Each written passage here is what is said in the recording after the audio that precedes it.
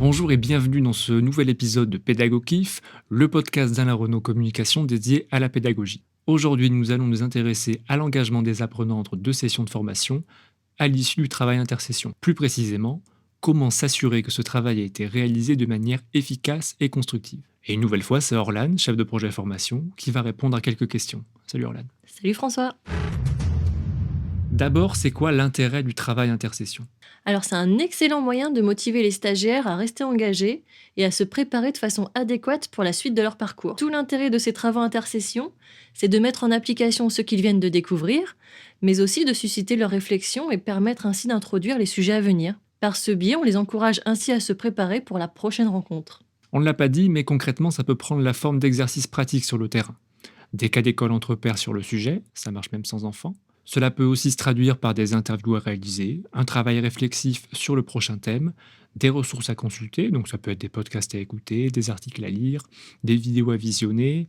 En fait, il n'y a pas de limite. Au-delà de ça, quels sont les éléments clés pour s'assurer que les stagiaires comprennent les attentes relatives aux travaux intersession ? Il faut clarifier les attentes dès le départ, c'est-à-dire définir clairement les objectifs, le délai et les critères d'évaluation des travaux. Lors de votre animation en fin de session, exposez clairement la consigne des travaux intersession pour leur donner le cadre.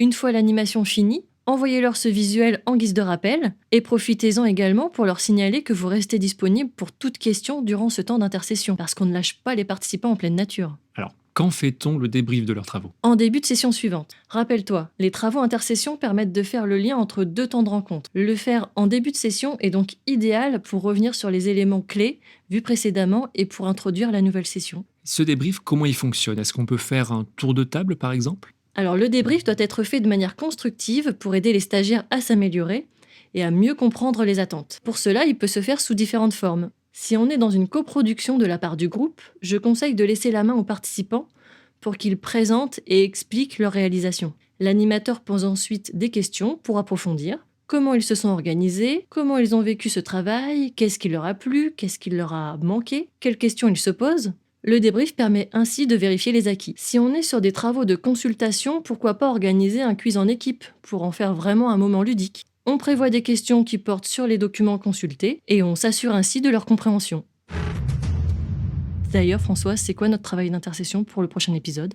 Alors, je te propose de faire un atelier de co-construction dédié à l'écriture de notre prochain sujet. T'es dispo 30 minutes ? Ok, allons-y.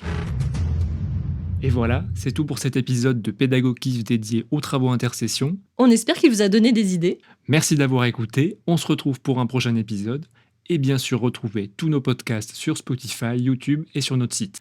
À la prochaine. Chers pédagokiffeurs et kiffeuses, nous arrivons à la fin de cet épisode. Merci de nous avoir écoutés, nous espérons que votre écoute a été agréable et inspirante. Alors à très vite pour de nouvelles découvertes.